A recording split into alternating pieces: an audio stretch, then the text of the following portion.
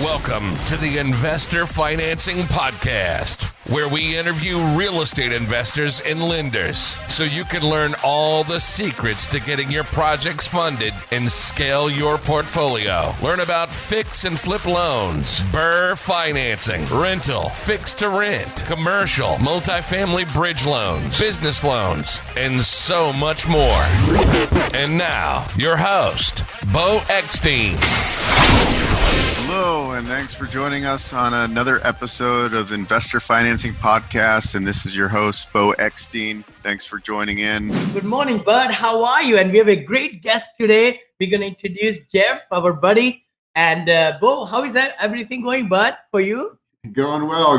Just, the daily struggles of originating loans and putting out fires, which there's always fires, especially the last few months has been challenging on some components, but banks are a little bit cautious on certain assets right now. So it's just multifamily is still pretty strong, but everything else is a little bit more challenging. They're scrutinizing more stuff.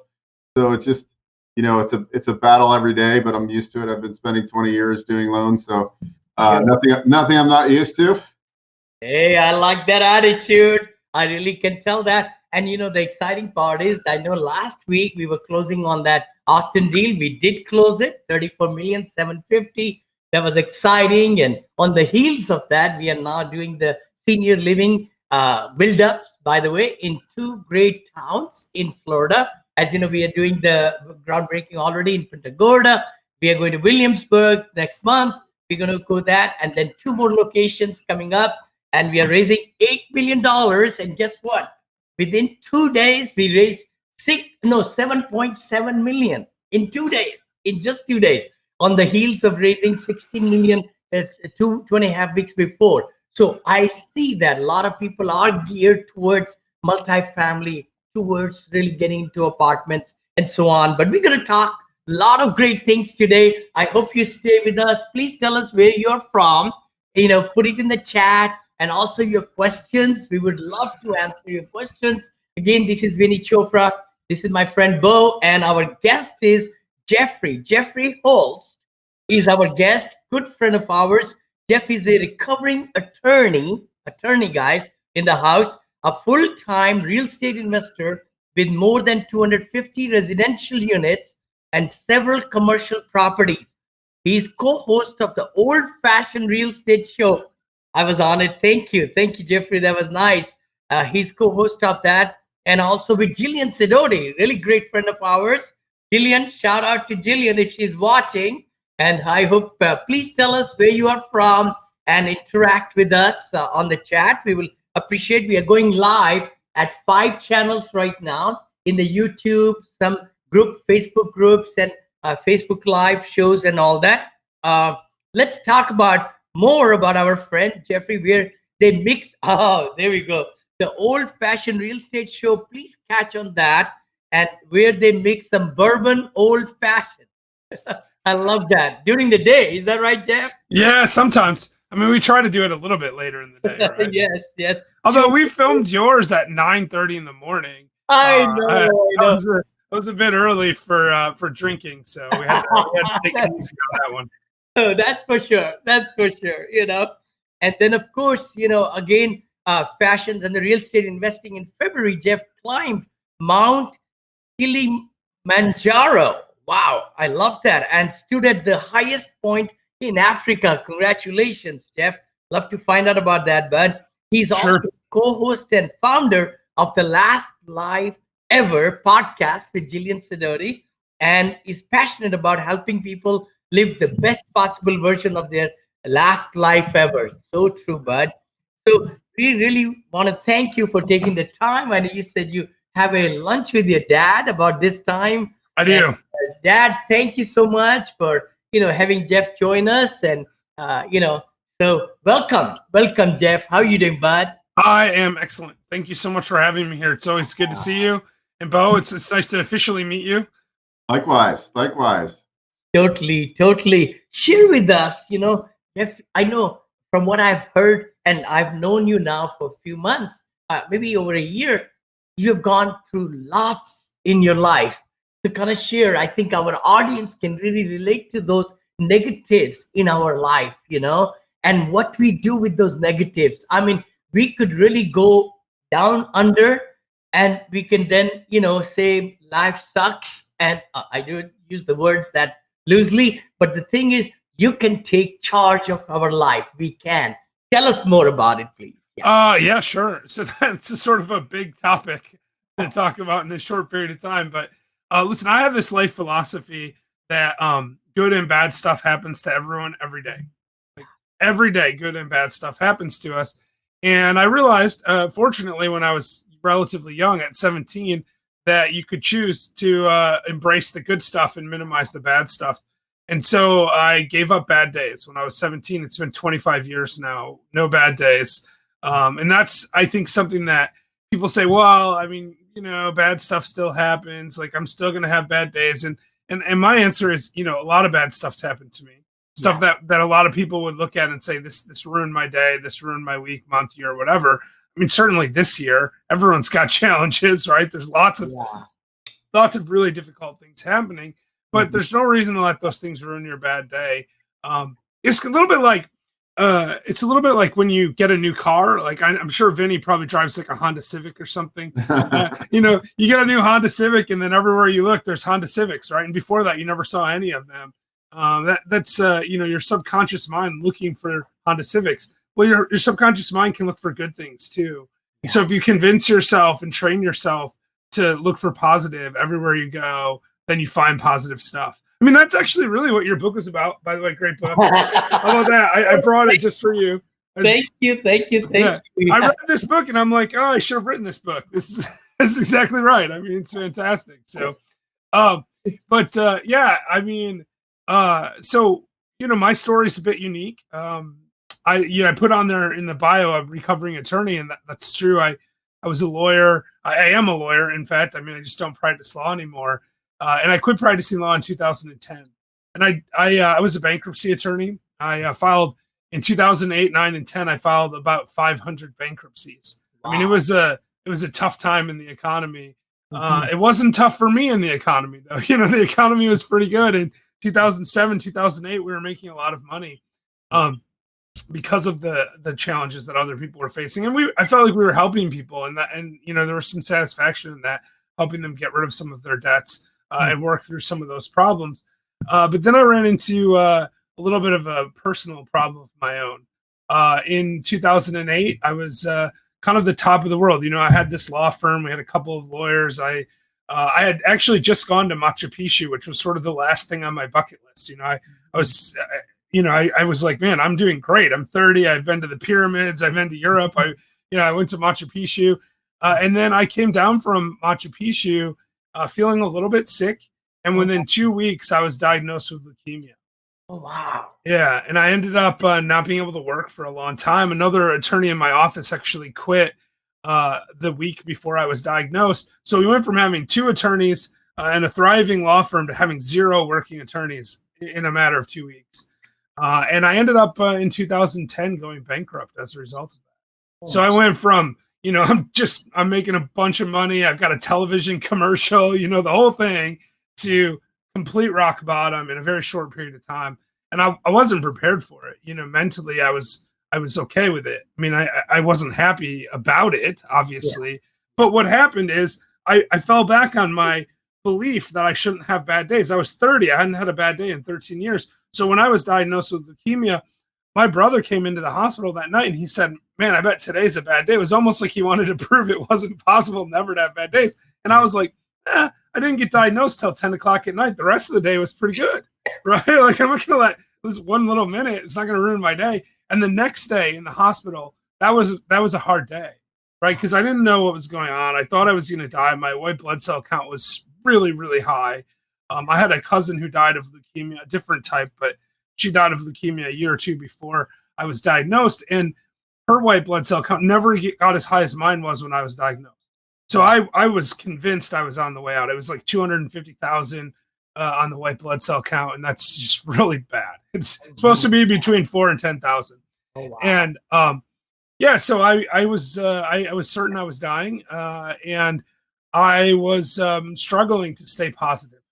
Mhm. It was a hard day. But I was laying in bed, and a nurse came into the hotel room, the hospital room, and she looked at me and she said, "Oh my God, Jeff, like, I'm really sorry to see you here." And it was a babysitter of mine from when I was a child. And I hadn't seen her in like 10 years. Oh, And I looked at her and I said, "Shelly, I'm so happy to be here." Because I was like, wow, I get to see Shelly again. And she's like, "You're crazy." And I'm like, "No, it's just so great that you're here." And that's the reticular activating system. That's the mindset thing, right? My brain was like, "Look at this. I get to see Shelly again." It wasn't like, "Oh, I'm dying." There's positive things that happen every day. And, it sounds crazy, but honestly, in that moment, I was much happier to be where I was because I was getting to see this person I hadn't seen in a long time. I've seen her in a long time now. I should probably look her up, come to think of it. But that wasn't even the hardest day. It was actually much harder when I filed bankruptcy. It was about 2 years later. And, we had this law firm that was costing $5,000 a week to keep open and no money coming in when I was sick. So we piled up a huge amount of debt, and I really tried to dig out of that, but it just didn't happen. And I was the way the bankruptcy stuff works, and for non-bankruptcy attorneys, like everyone pretty much in the world out there, when you file bankruptcy, you go in front of a trustee, and you have to declare under oath that you're bankrupt, essentially, right? And it's a traumatic time for people, and you don't really appreciate it as an outsider until you're actually sitting there. On one hand, there's a tremendous amount of relief to be done with it, right? You get this pressure off your back. But on the other hand, you're really nervous. Even having sat through 500 of these hearings before my own, right? I was still very nervous. I knew what was going to happen, but I was nervous. And then to make it worse, I drew the worst trustee. There was 5 trustees in our district, and the one that I got was the one I really didn't want to have, right? Like, he was the one that scared me. I thought he was going to pick everything apart and make it really hard. And I'm sitting there, and my wife's with me, and that was really hard because we had to file together. And I looked at this trustee, and he looked at me, and he said, "Jeff, I'm really sorry to see you here." This is a guy I was terrified to go in front of because he was always just really tough to deal with. Wow. And he had this moment of humanity before we started. And that moment was like, if I was going to have a bad day, it was going to be right then. And that thing, what he said to me, "I'm sorry to see you here," was enough positive for me to say, it's a good day. And I've never had a bad day since. And that was the only hard time. I mean, it was not the only hard time, but that was the time where if I was going to do it, it was going to be that moment.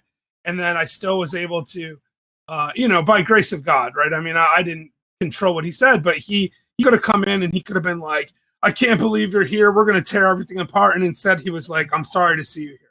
Mm-hmm. He still did his job. I mean, he had to do his job. That's what their job is. But he took a moment to reflect before we started. And that one little sentence, it made all the difference to me. So, Jeff, can you take us back? I know it's hard, right? And you don't want to relive, but how was your nights? And, I'm just thinking, what can go through you when you're going through bankruptcy, you got leukemia, all that, right? Yeah. Tough. It's tough. I think it's tough for sure. Feel it. I cannot feel it because you have to go through it to really see. You're listening to the Investor Financing Podcast. We'll be right back after this break. Are you looking for funding? Are you getting frustrated trying to find a lender? Visit investorfinancingpodcast.com and click the Get Funding button. Complete the simple form and schedule a free phone consultation with one of our placement specialists. We have a proprietary directory of funding partners that can help you get the funding you need. It's fast and easy to explore the options available for your specific needs. Don't wait. Visit investorfinancingpodcast.com and get connected. So the thing about challenges is we all have challenges, right? How I dealt with leukemia and bankruptcy is different than how Vinny Chopra would deal with the exact same thing. It's different than how Beau would deal with the exact same thing, right? You guys can't experience what I experienced, but we also shouldn't minimize or exaggerate what other people are going through in our heads. It's really easy to do this. We talked about Kilimanjaro briefly. When I was climbing Kilimanjaro, this is a very high mountain, 19,300 feet, very difficult to do. I did it in February of this year. And I'm climbing the mountain and I'm kind of fat and out of shape. And I was really, really struggling and I really, really wanted to quit. But there were these porters, right? Like local people that carry your stuff and they set up camp ahead of you. And I'm watching these guys sort of saunter by, you know, carrying giant bags on their heads and stuff. And I'm like, man, their life is so much easier than mine. That's what I'm thinking to myself because I'm struggling and I'm like, man, I wish I had it as easy as them. But the thing is, that's not true, right? And this is why it doesn't matter what I dealt with and how I perceived it, because that guy climbing a bag up the mountain, he has to do that every single day.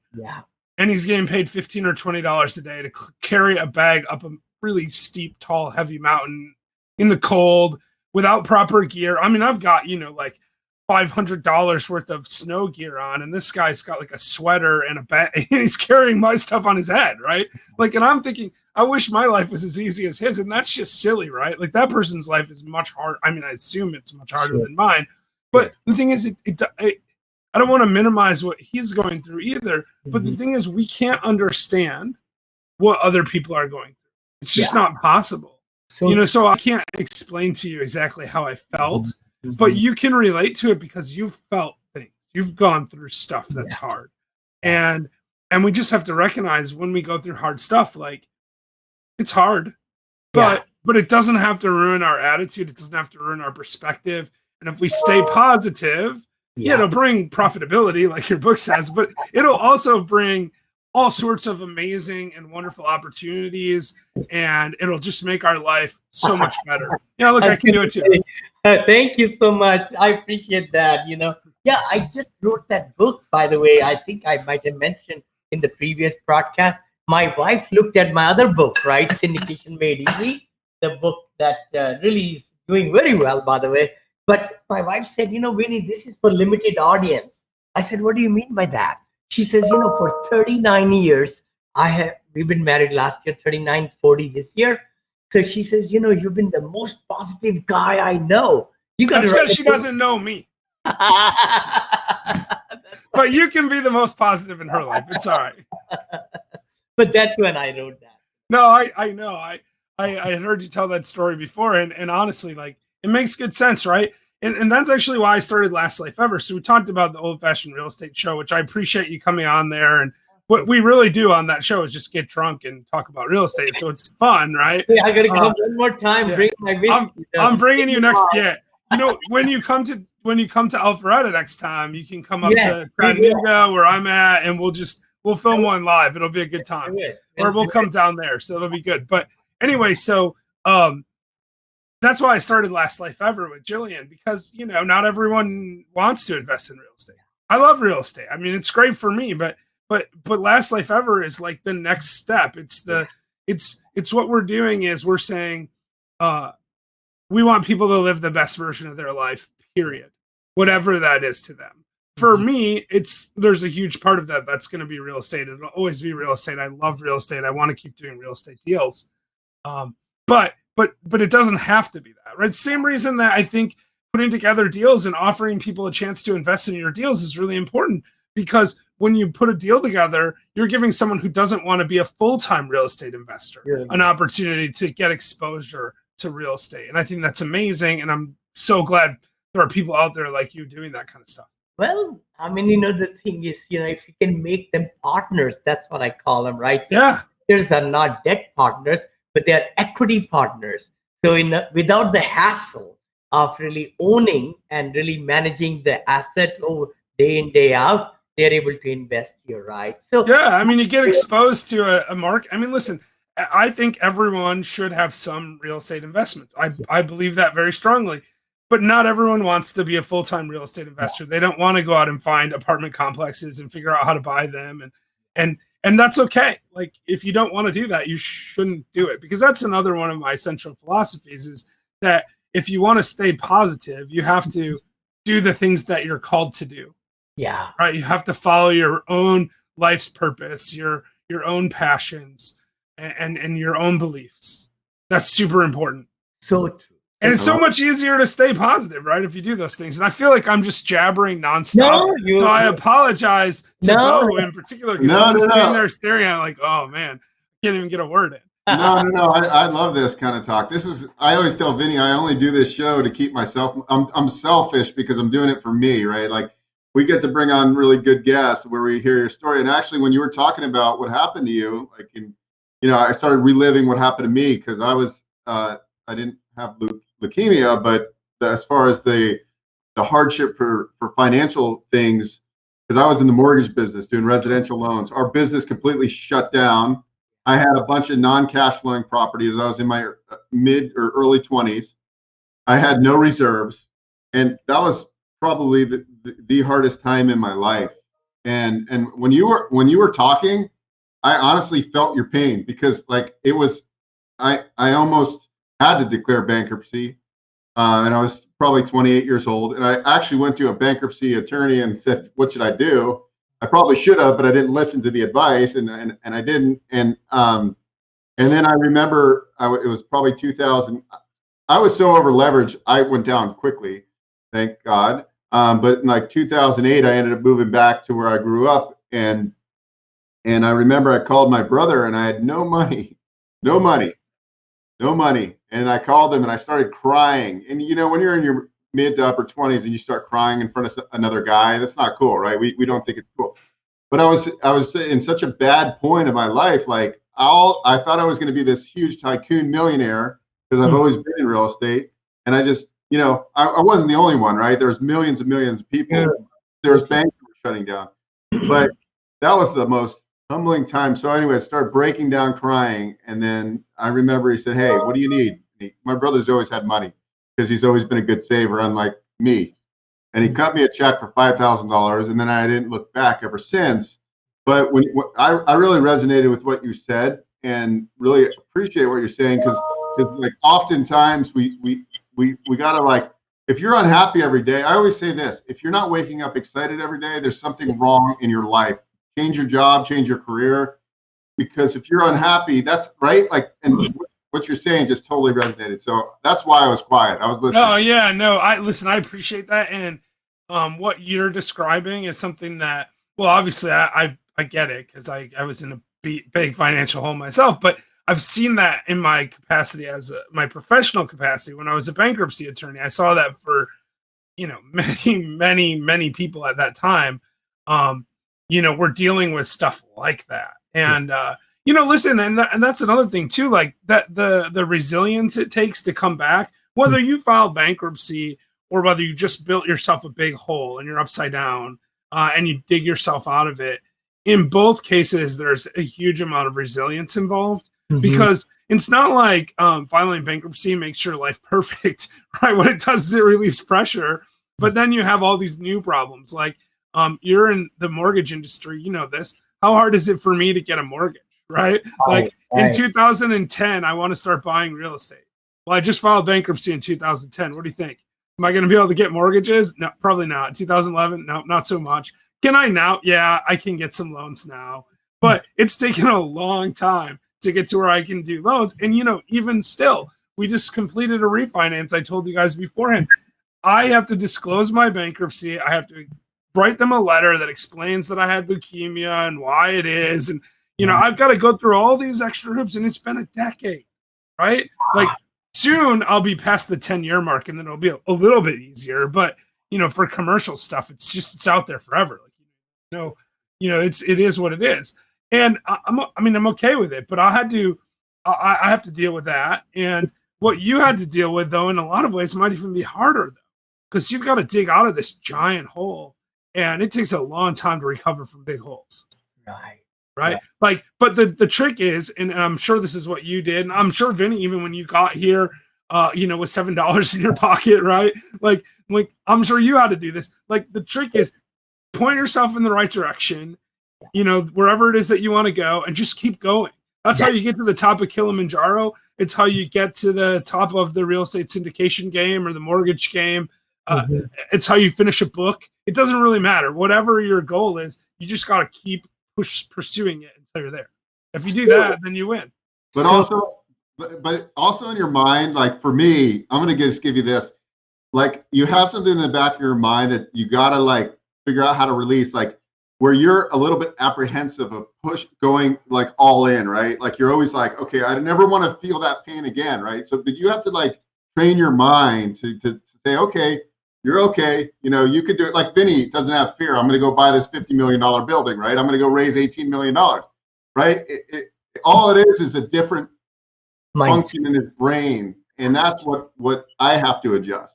Oh, the mindset thing is it's to me the most important part of all of this. If you want to be successful in life, you have to have the right mindset. You know, there's all these amazing quotes. Actually, your book, Vinny, is full of amazing quotes, by the way. But like, you know, this stuff like whether you think you can or you think you can't, you're right. I mean, it's so true, right? And one of my favorites, I wish I knew exactly who said it. I can't remember right now, is that the difference between successful people and people who never succeed is that successful people take action before they have all the possible information, right? They have some information, but they don't wait for everything, right? Like, and that's, I think, the hard part, right?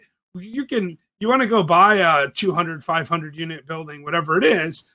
And I haven't done that. So, you know, I'm not claiming that, but like when we moved from single families to, you know, buying 10, 20, 30 unit buildings, 40 unit building. I mean, we're looking at 100 plus now.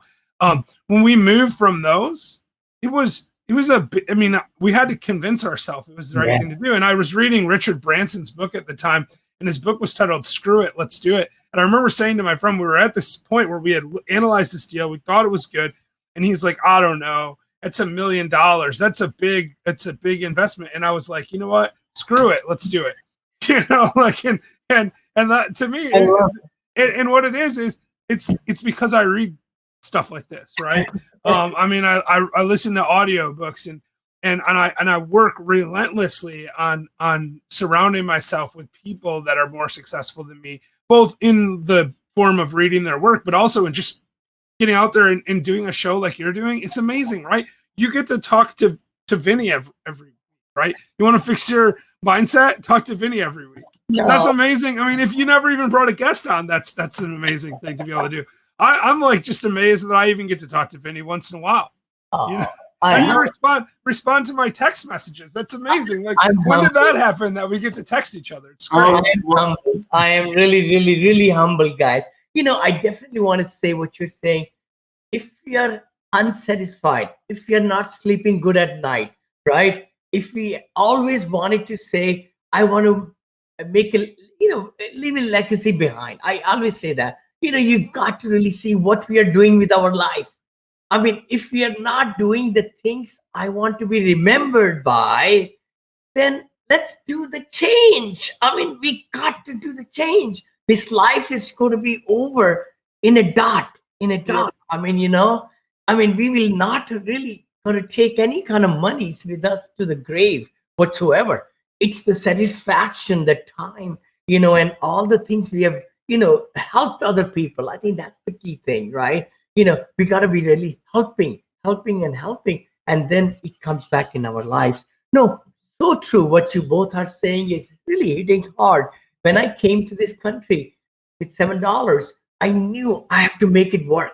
I knew with that $7, whatever, but, you know, then I went and sold Bible books and encyclopedias door to door, got hit by a car, got injured, still went ahead. I was walking from morning 7 a.m., 7:30 till 9:30. I was walking outside Atlanta and selling door to door, you know. Anyway, then I came back next year. But you're right. You take what's given to you and then you make the best of it. Then the things change for us, all of us, right? Yeah. Yeah, and I mean, listen, Hal Elrod said this, right, in his book, A Miracle Morning. He said that the moment you accept full responsibility for everything in your life is the moment that you can change anything in your life.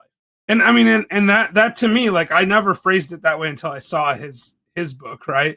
But that to me is exactly how I think you have to live your life. You have to have fully accept responsibility for everything that's going on. Like, I could have looked at my leukemia and been like, well, I didn't do anything to deserve leukemia, and I could have given up. That's what a lot of people do. I could have done the same thing with the bankruptcy. I could have been like, well, you know, oh, well, I guess I'm just going to go get a job now and I'm going to be unhappy the rest of my life. And that's what most people do. Unfortunately, most people just go work a job they don't like and they trade 5 days of their week for 2 days off, and maybe 50 weeks of the year for two weeks off, and then 30 years of their productive life for 2 or 3 years of retirement. And that's depressing as all get out. Like, don't do that. Like, if you love your job, it's fine. I mean, if your dream is to be a waiter or waitress or a Walmart greeter, I don't care. I'm fine with that if that's your dream. But be that if it's your dream. Don't do it because you have to. 100% correct what you're saying, Jeff. Just makes sense. So let's talk about like, how could somebody take that step? I think a lot of times we mean well, right? We in the euphoria of change or whatever, right, Jeff? And I make a decision today, I'm going to do this, and it's going to take me next 6 months to change it. But then we lose interest. We lose focus. Why? And how can we really keep ourselves aligned and in focus, Yeah. Well, so, I mean, listen, it's different for everyone. In my opinion, everyone needs to figure out what works for them. But things like motivation come from consistency and repetitive action. You build it up. Like, the reason I can go so long without having bad days is because it becomes easier the more you do it. Yep. So if you do something long enough, it becomes a habit. When it becomes a habit, it becomes easier. So that's a big part of it. But another big part of it is actually Frank McKinney wrote a chapter for a book that Jillian and I put together. And Frank talked about the difference between motivation, inspiration, and aspiration. Okay. And he said, if you aspire to do something, that's what's going to keep you motivated long term. No one can be look, if I get up tomorrow and say, I'm going to lose 100 pounds, I might go out and I might run for a while until I fall over and vomit in my yard, right? Or whatever. And then the next day I'm going to be like, that wasn't worth it. Like, you have to have something that you're aspiring to. You have to clearly visualize and believe what it is that you're trying to achieve. For Frank McKinney, who's, I don't know if you know Frank or not, but he's an author and he's an amazing guy. Actually, he makes these $20 million spec homes, and he sells them, and he takes the profit from them, and he uses it to build sustainable communities in Haiti. Wow! Right? And provides free housing. I've heard him speak. I heard. Yeah, I was going to. He looks like a rock star. Yeah, he does. Yeah, he's like the rock star of real estate. So anyway, so Frank, he writes this chapter in our book, The Coronavirus Collective, which we did as a charity book ourselves. Oh, that's a great book. Yeah. So Vinny's got my book. This is great. I should have brought a copy to hold up myself. Man. Yeah, right there. So the coronavirus, that's awesome. Watching us, guys, please go on, Amazon and get this book. I'm telling you, I read through some chapters. Yeah. Jeff, Jillian, you guys did fabulous. Yeah, that book turned out really well, and 100% of the profits go to charity. And it's like $20 on Amazon. Please, so everybody listening and watching us later on, please go to Amazon and order a copy right away. Yeah, no, I appreciate that, and thanks for having that, because I should have had mine to hold up in front of me. I feel bad about that. But anyway, so Frank talks about his aspiration in his chapter, and his aspiration was that he wanted to be like Robin Hood. He wanted to take from the rich and give to the poor. And so he used that to motivate himself, not to steal from the rich, because he's not endorsing that. But what he did instead is he built really expensive houses that he could sell to rich people. And then he took that money and he gave it to the poor. Right? So you don't stay motivated by just this one idea in your head. You have to like fully embrace that. Another person he said he aspired to be was Charlie, the chocolatier from Charlie and the Chocolate Factory, right? The Willy Wonka character. Because he was like, this guy's a great marketer. Like, he's the best marketer in the world. And I was like, actually, that's a solid point. Like I never would have thought to like make my role models fictional characters, right? But I thought it was fascinating, and I think that's what you need to do. Like, if you want to learn how to syndicate, hang out with people like Vinny, like read Vinny's book, talk to things that Vinny, watch things that Vinny's doing. If you want to figure out how to like, whatever, write a bunch of loans, I guess hang out with Beau, whatever, whatever it is, but find the people that are doing the most amazing version of what you want to do and aspire to be them. And if you aspire to be them, it'll help you stay motivated. Jeff, I want to really say right now also is that the naysayers, the people who always criticize you and they tell you that you're not good for anything, it's not going to work, take them out of your life. I'm telling you, you got to totally put blinders on. You got to close your ears and hunker down and just go for the gusto, because you can change your life. You can change your life. And one thing also, Jeff, you just mentioned, aspire. You got to know why you're doing what you're doing. Because if you don't have enough why ingrained in and you're living the dream, you can only live when you eat, sleep, get up, whatever. You got to really be just so focused. I say that, right? Everybody, a lot of books are written on that. Focus is power.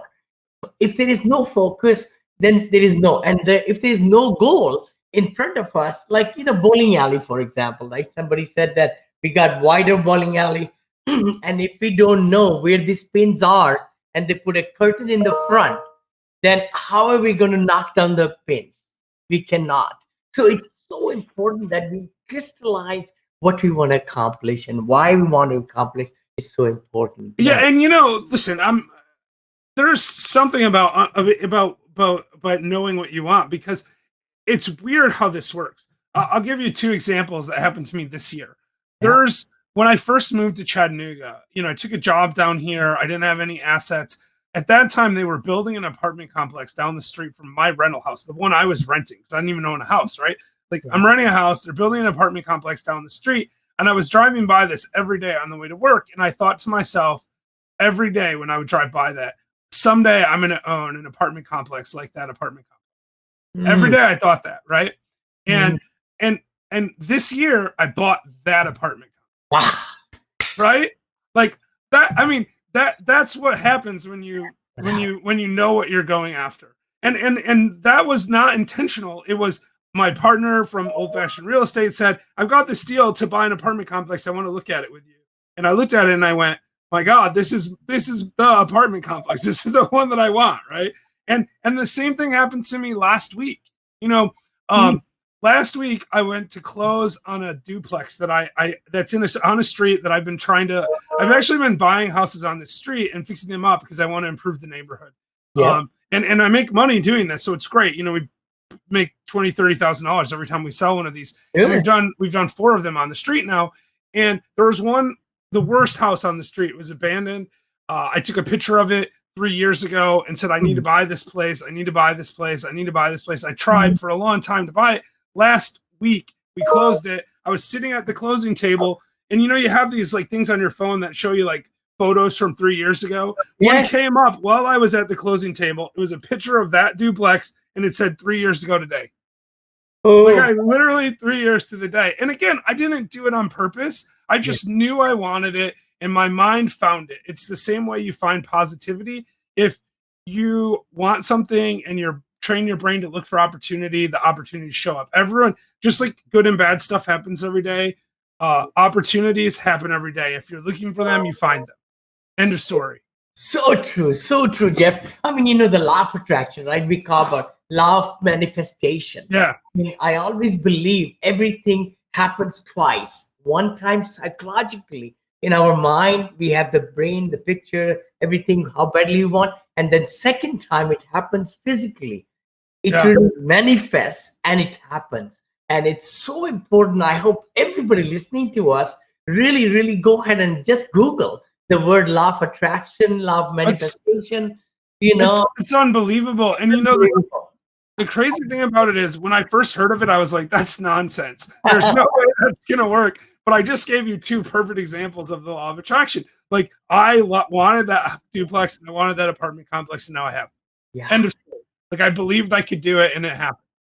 And I didn't set out on a definite course to try to have that happen. I just accepted that someday I'd probably own those things, and then it just happened. They do. And it's been like in your life, Beau's life, my life, and a lot of people watching us.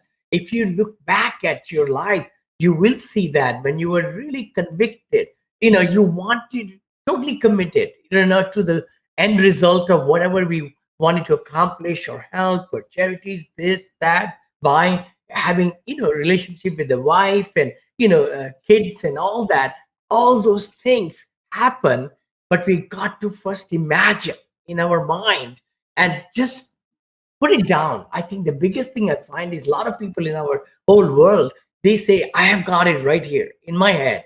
They don't want to write it down. I really believe in writing down the goals and then looking at the goals every day, morning when you're getting up and nighttime. And if you see a couple of times in between also, and not only that, give yourself a pep talk, record it, and then just play that. I love that. That's a great idea. I've never tried that one. That's a good one. Nice. Thank you. Whenever you are at a high in your life, right, Jeff? It's good to say, hey, Vinny, you are pretty darn good, man. You just accomplished this and this happened and that happened and that happened. Store it, keep it, and then go back to it when you're in the dumps. Go back and listen to it again. And I really believe that we need to be giving a pep talk every morning, literally. Because, if we don't really give pep talk to us, nobody else is going to give it. Nobody else will give it, Vinny, we should you should buy this domain, vinny.app. And people go to it every morning and it's Vinny talking, like little motivational stuff, right? That'd be good. I'd go to it. Let's push it. I know we talked about it. Oh yeah. By the way, I just bought that app, so you guys shouldn't have talked about it on. You did? I didn't do that. Actually, someone else probably did though. Right now, since the domains I owned for the last 6-7 years, I haven't had time to really do it. I know. I always wanted to be a Google of happiness, so I bought that domain, googleofhappiness.com, and info and all that, and Google of fitness or health or something. Anyway, but that is something I know. Mario, very good friend of ours, GoBundance friend and everything. Beau's very good friend.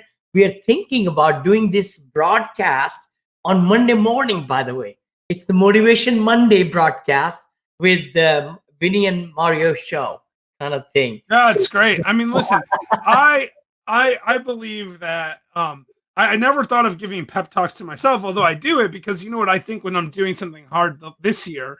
Every time I do something hard is I think, dude, you made it to the top of Kilimanjaro. You can do this. Like that's what I think to myself. Like you can do it. You went to Kilimanjaro. It's fine because that was really hard. But you know what? Even if I hadn't done Kilimanjaro, I would have still been, finding things that I'd done in the past and saying, yeah, you got this. Because that's super important. And it doesn't even have to be from yourself, though. It can be any motivation, right? You can listen to other people. And I think what Beau is saying about having something for, a place where people can go and hear Vinny talk positivity. That's great. And I'm going to do mine too. It's going to be, jeffisportive.com or something. No. It's way to do it. Let's do it. It'll be the Vinny and Jeff show. We're going to start it. I just declared myself on your show. Oh my God, Jeff. I would listen to that. You guys should do it early in the morning, because Vinny gets up at 4 Pacific. So it's 7 o'clock your time. Perfect. Yeah. I'd go up every morning. It's people would listen to it, the early morning, the Miracle Morning gang that wants, right? It's all about anybody who's read Miracle Morning. If you read the book, it's resonates with you. It's a great book. Excellent book. Yeah, I'm not perfect at my Miracle Morning routine, but it is an excellent book and it's chock full of really great information. And I believe fully that if you actually do it, and I know Vinny does Miracle Morning all the time. I think Beau, you probably do too, from what you're saying.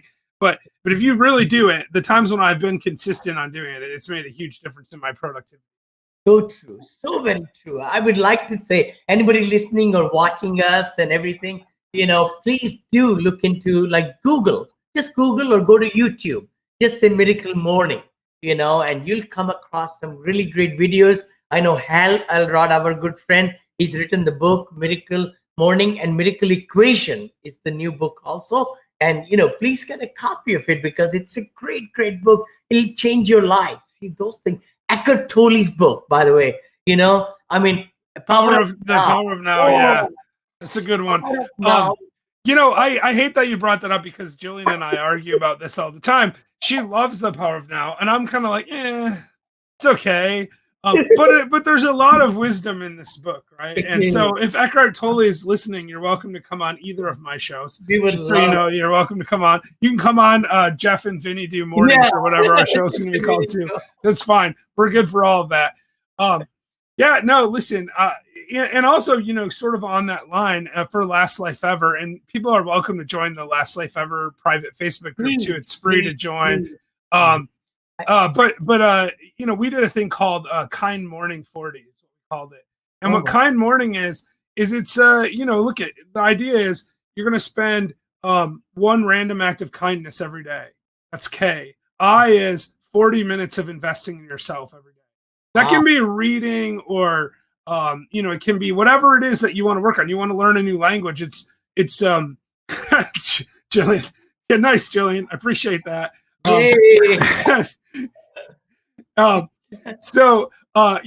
It's invest in yourself for 40 minutes a day, whatever that is. And then the N and the D is no distractions or no drinking. So Jillian and I did that, and we spent 40 days investing in ourselves for 40 minutes a day, 40 minutes of no drinking, and and one random act of kindness every day. And then the morning part is do a morning routine. It can be Miracle Morning. It can be anything, but build a morning routine. So if you could do that and you do it for 40 days, it's an amazing life-changing experience.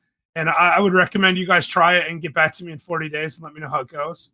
That'd be amazing. And we just use the hashtag Kind Morning. So kind morning. Let's kind of go back because we haven't touched on this, and I just want to because your story we know what happened. Now talk to us just. Because I think before we're almost 15 minutes, we got another 15 minutes or a little bit less than 15 minutes to go. Yes. Can you just walk us through the momentum when you picked yourself back up from the cancer and the bankruptcy, like how you got your mind to and how you got your first acquisition, and then like going forward? I'm sure you had a lot of struggles, getting these properties and rehabbing them and putting tenants in.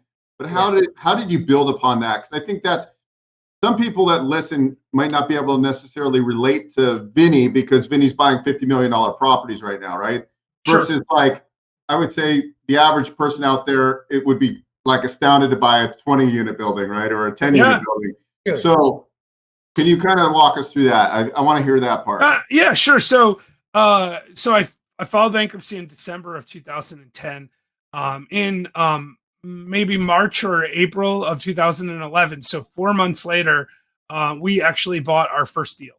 And that was a $30,000 condo. It was a bank-owned condo. It had a $100,000 mortgage on it. It had been foreclosed. Remember, this is the bottom of the recession, 2011. And so we knew it was a good deal long-term. But we didn't have any credit and we didn't have very much money. So I bought it with my partner who found the deal, actually. And I used all of my savings, $17,500 for my share of the half of this $30,000 condo. Wow. And we started a little LLC together and we bought this condo, and that was it. I didn't have any money left. And my wife, she said to me, she said, if this doesn't work, we're never investing in real estate again. So I haven't told her it didn't work. No, I'm just kidding. It worked fine. It's fine. And she also said to me, if it was anyone other than Travis, my partner Travis, I wouldn't let you do it because we had saved up $20,000. This was like all of our money. And we were able to keep a little bit of money in bankruptcy because there's some rules that allow you to keep a little bit of cash. I gotten a couple of bonuses at my new job, like a sign-on bonus and stuff. So I negotiated really well to get some cash. And so there's literally all of our money, though. We didn't have any other money. We didn't have any credit. And my partner, Travis, actually, when I got sick, he's a lawyer. Also, I met him in law school. He actually came and took over my law firm and worked for me for free for 6 months to make sure I didn't lose my law license. Because I couldn't even practice law. I mean, cases would have gotten dropped. People would have filed. It would have been bad for my clients. So he actually was flipping houses at the time, and he stopped doing his house flipping business. He came and he worked for me for free. And she said, well, if Travis says it's a good investment, it must be okay. And so that's what we did. We just went out and bought this condo, and we still own it today. It's probably worth $130,000, $140,000 today. It's rented out. It's been rented out pretty much the whole time. Shortly after that, we bought another condo in the same building. And that deal, my partner, Travis, actually loaned me the money for my half of it. Yeah, because that's how good of a guy that guy is, right? So Travis, if you're watching, I owe you one still forever. Yeah. But listen, and we own a lot of stuff together. That stuff's all up in Metro Detroit. Those were really nice area, Metro Detroit, but we've since bought apartment complexes together and lots of single family houses and duplexes and stuff together in Detroit and in Chattanooga and in Kentucky and in Georgia. So we have sort of a wider portfolio in that now than we did then. But that's how we started, and then we were actually kind of both out of money, and lending was tight. I'm sure you remember that, Beau, back then. And so we started doing private money deals. First thing we did is we had these 2 paid off condos. So we found an investor and we said to him, we're going to put up $25,000 each. And, we're going to put up $25,000 each. And you're going to put up $25,000. We're going to go buy a duplex. But here's the catch. We didn't have the money. So we said, you got to loan us $25,000 as a mortgage on each of our condos. So we went and took mortgages out so we bought a duplex where the investor put in all of the money, but he got a mortgage for $25,000 on each of those 2 paid off condos. Hey, Travis for president. That's right. Travis Bronick, man. If you guys don't follow him, you should go find him on Facebook, because that guy, yes. I mean, honestly, he's doing amazing things. He's taking buildings right now in Detroit, fully vacant, run-down apartment complexes. Like, he bought a 32 unit for like $100,000, just completely trashed, empty building, and he's taking it from the bones up. Together. Yeah, this is it. You should have him on your show, actually. Yeah, he's an amazing guy. He's doing amazing things, building it completely from scratch up and rebuilding and putting together and he's doing it because he wants to provide affordable housing for the people that live in the area and turn neighborhoods around. Oh my gosh. Jeff, I want to thank you, brother. I want to thank you so much.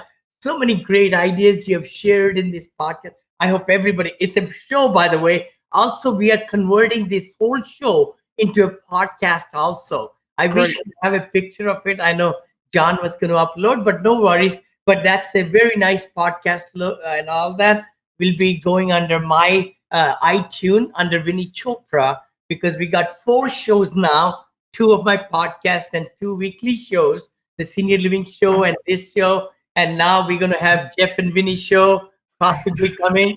Hey, whatever. Let's do it. The Jeff and Vinny show. But we have to have special guests, Jillian and Beau and stuff, because we can't cut those folks out. Those are great people. Not at all. But this is exciting. Thank you so much. How can people reach you? And again, say those the different shows you do. Yeah, absolutely. So if they want to see the Old Fashioned Real Estate Show, the best thing is just go to YouTube. It's youtube.com/Old Fashioned Real Estate. That's a great show. Last Life Ever, the best way to find us is the Facebook group. So just go to Facebook, search for Last Life Ever, like it's your last life ever. And join the private Facebook group. We have a Facebook page too, but the group is where all the fun interaction is. And if they want to find me directly, it's jeffreyholst.com. So just JEFFREYHOLST. So jeffreyholst.com. Awesome. Thank you, everybody, for watching us, listening to us, and those who will be watching and listening to us later on. Remember, this is the show. We come live every Friday at 9:30.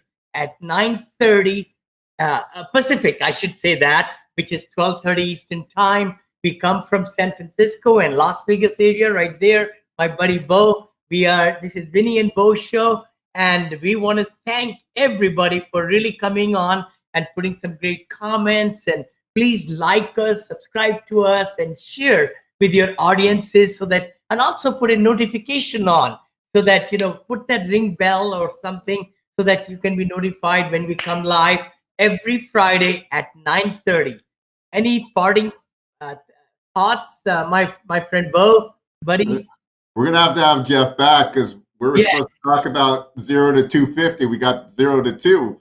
We got a whole nother story to go through. But but I appreciated I think the information, the story, the beginning story was very powerful, and all the kind of positivity hacks and things like that, because I know that's like the big thing with me is just being able to stay in Vinny Chopra positivity mode, right? Like, like I've only seen him frustrated one time in 4 years, and that's, and that was because of his website. But other than that. No, thank you so much. Thank you, Beau. I appreciate you both. And, let's have a great, great Friday. Have a great weekend. And we'll see everybody next Friday at 9:30 sharp. And we'll have Jeff back again. Thank you, Jeff, brother. Anytime. Such a pleasure. Such a pleasure. Talk to you guys. Thanks for listening to the Investor Financing Podcast. For show notes and useful resources, please visit investorfinancingpodcast.com. For questions or comments, email info@investorfinancingpodcast.com. If you enjoy our show, please share it with your network. Until next time.